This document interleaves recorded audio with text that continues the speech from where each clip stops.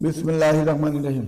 প্রিয় দেশবাসী এবং আমাদের বন্দর মিডিয়া যারা সদস্যবৃন্দ আছেন, সকলকে একটি ভালো শুভ সংবাদ জানাচ্ছি আমি বন্দর মিডিয়ার পক্ষ থেকে। গতকালকে 7:30 সময় আমাদের বন্দর মিডিয়ার মাধ্যমে আরেকটি বিবাহের কাজ সম্পন্ন করেছি ইনশাল্লাহ। ওইটার ছেলের নাম হইল নোমান খান, বাসা হইল আমাদের উত্তরা মোল্লার টেক। ছেলে বাংলাদেশে জব করতেছেন। আর মেয়ে হইলেন সালমা আক্তার, মেয়ে হইলেন কানাডা প্রবাসী এবং কানাডা সিটিজেন। সেই সুবাদে ছেলে চাচ্ছে কানাডা যদি কোনো ভালো মেয়ে থাকে বা সিটিজেন মেয়ে থাকে তাহলে সে বিয়ে শাদী করবে। সেই জন্য সে 6 মাস যাবত অপেক্ষা করার পরে একটা মেয়ের সন্ধান পাওয়া যায় আমাদের উত্তরা 9 নম্বর সেক্টরে। মেয়ের বাবা আমেরিকায় সিটিজেন, আমেরিকায় থাকেন, একটা মাত্র মেয়ে। এই দুইটা পক্ষকে আমরা মেয়েতে যাই অনেক হিমশিম খেতে হয়েছে, কারণ বাহিরের মেয়েরা যারা সিটিজেন তাদের সাথে যদি লেখাপড়ায় বয়সে হাইটে সব দিক দিয়ে না মিললে তারা কিন্তু বাংলাদেশ থেকে একটা ছেলে নিতে চায় না। যেহেতু ছেলেরা সফটওয়্যার ইঞ্জিনিয়ার, মেয়ে চিন্তা করছে একটা সফটওয়্যার ইঞ্জিনিয়ার যদি আমি বিবাহ করে নিয়ে যাই, যেহেতু আমি কম্পিউটার ইঞ্জিনিয়ার, তাহলে হয়তো আমার সাথে কিছুটা সামঞ্জস্য হবে এবং ছেলে যেহেতু হাইট ভালো, চেহারা ভালো, এই হিসাবে মেয়ে রাজি হয়।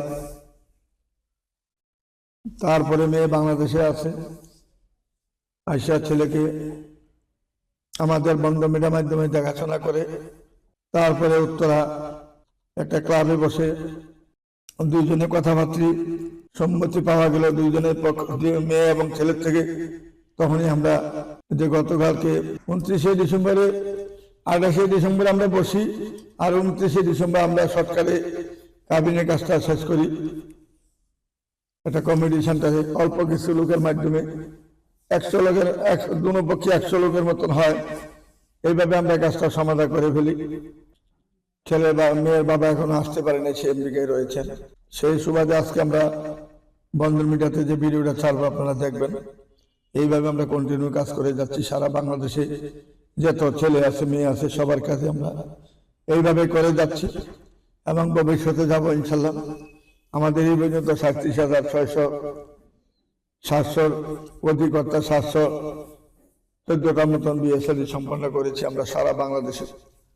আমাদের অফিস সকাল 8টা থেকে রাত 10টা পর্যন্ত কন্টিনিউ খোলা থাকে। আমাদের অফিসের মাধ্যমে যারা কাজ করেন কারো কোনো ছুটি নাই। অফিসে যারা আমাদের এখানে ডিউটি করেন সারাক্ষণ কারো কোনো ছুটি নাই। আমাদের সবসময় অফিস খোলা থাকে, বন্ধের কোনো প্রশ্নই আসে না। কাজে আমরা যারা আসবেন ইনশাল্লাহ সবসময় আমাদের অফিস খোলা পাবেন এবং আপনার সুবিধা অসুবিধা কার কি সমস্যা সবকিছু খোলামেলা বলেই কাজ করবেন ইনশাল্লাহ। এখানে ফাঁকি বা চালাকি বাটপারি করার কোনো চেষ্টাই করবেন না। সৎভাবে আসবেন, সৎভাবে কাজ করে দিবেন ইনশাল্লাহ। আমরা এখানে জালিয়াতি সিটারি বাটপারি কোনো অফিস না। এটা পাকিস্তান আমলের মিডিয়া। 62 বছর আমরা এই পর্যন্ত যেভাবে অগ্রসর হয়ে আমরা সম্পূর্ণরূপে সুন্দরভাবে কাজ চালিয়ে যাচ্ছি। কোনো মেয়ে এবং কোনো ছেলে কোনো অ্যাক্সিডেন্টও হচ্ছে না ইনশাল্লাহ। সবাই সুখে শান্তিতে আছেন। যে কয়দিন আল্লাহ দুনিয়াতে রাখেন আশা করি সবাই ভালো থাকবেন, শান্তিতে থাকবেন ইনশাল্লাহ। কারণ আমরা যাচাই বাছাই করি কাজ করি, ছেলের সম্পর্কে যাচাই করি, মেয়ের সম্পর্কে যাচাই বাছাই করে দোনো পক্ষকে আমরা মিলে কাজ করি। তেজি মেয়ে যারা, উগ্র মেয়ে যারা, তাদের কাজ আমরা করি না। বা উচ্ছৃঙ্খল ছেলে যারা, নেশাগ্রস্ত ছেলে যারা, তাদের কাজ আমরা কখনো করি নাই।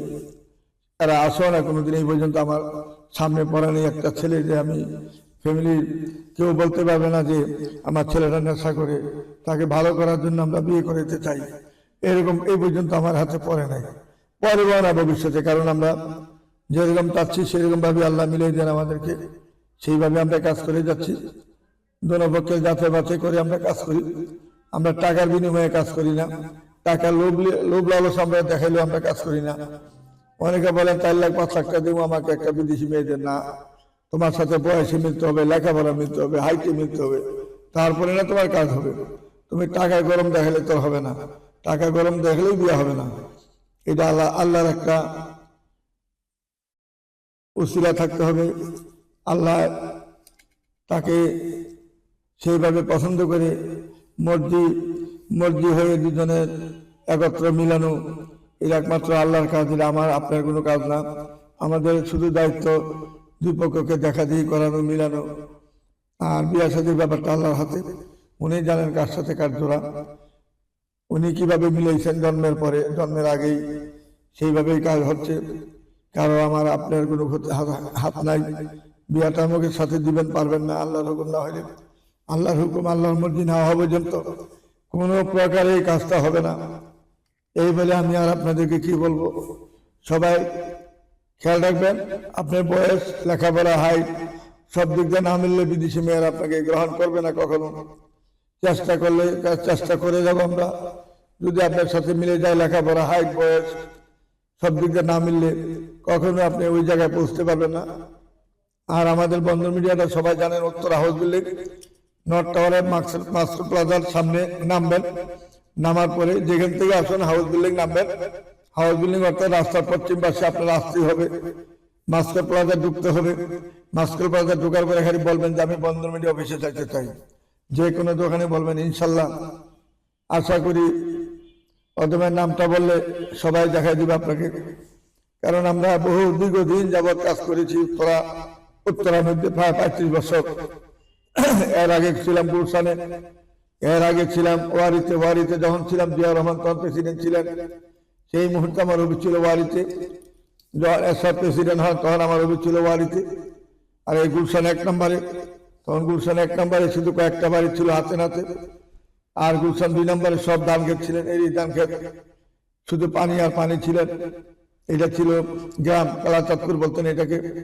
গুলশান 2 নম্বর কখনো বলে না, বলছে এটা কালাচাঁদপুরের জমি, বেড়াতে জমি, ধান ক্ষেত এরকম বলছে। কাজে এখন আমাদের বন্দর মিডিয়াতে এমন একটা প্রতিষ্ঠান হয়ে গেছে, এক নামে সবাই অফিস চিনে, সবকিছু চিনেন। আর হয়তো যেটা বলছিলাম, জানুয়ারিতে একটা অফিস আমরা ধানমন্ডিতে করবো, ইনশাল্লাহ অবশ্যই করবো ধানমন্ডিতে। হয়তো জানুয়ারির 15 তারিখের মধ্যে আমরা ইনশাল্লাহ অফিস উদ্বোধন করে নিব এখানে, ইনশাল্লাহ আল্লাহ তাআলা যদি আমাদেরকে সেরকম সুযোগ দেন তাইলে আমরা করবো ইনশাল্লাহ অফিস। আর কোথায় আর অফিস আমরা বাড়াইতে চাই না, এই দুইটাই অফিস থাকবে, গুলশান একটা আর ধানমন্ডি একটা, আমাদের উত্তরাতে এই অফিস। এইটা হলো মেইন হইলো আমাদের উত্তরা অফিস, ওইটা হবে শাখা। এইটা দুইটাই নিয়ে আমি বাকি যে কোথায় আল্লাহ হায়াতে রাখেন এইভাবে চালিয়ে যাবো ইনশাল্লাহ। আপনারা আমার জন্য দোয়া করবেন, এইভাবে জানি সুস্থভাবে আমরা সকলের ছেলে মেয়েদের জানি দোয়া মিলে যেন কাজ করতে পারি।